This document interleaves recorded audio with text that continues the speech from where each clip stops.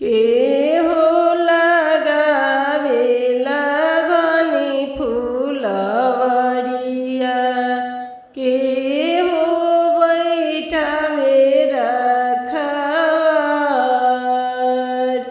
कौन भैया लगावेले चंपा के गछिया, चंपा फूलेला अधीरात।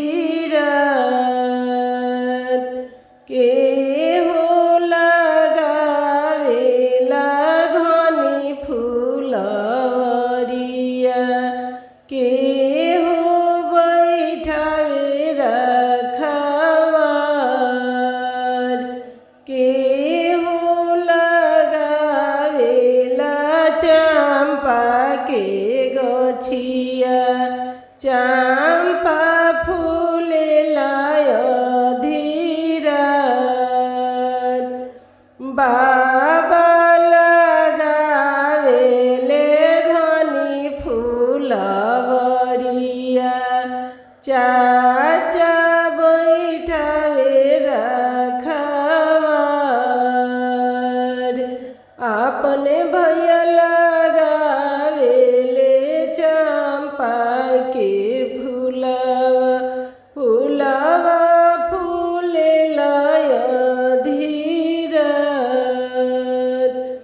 बाबा लगावेले घनी फूलवरिया,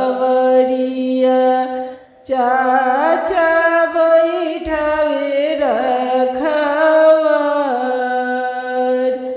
भैया लगावेले चंपा के फूलवा, फूलवा फूलेला अधीरात। घोड़ावा चढ़ल अइले दुल्हा, कवन दुल्हा सब फूल दिहले झराय। घोड़ावा चढ़ल अइले दुल्हा, कवन दुल्हा सब फूल दिहले झराय।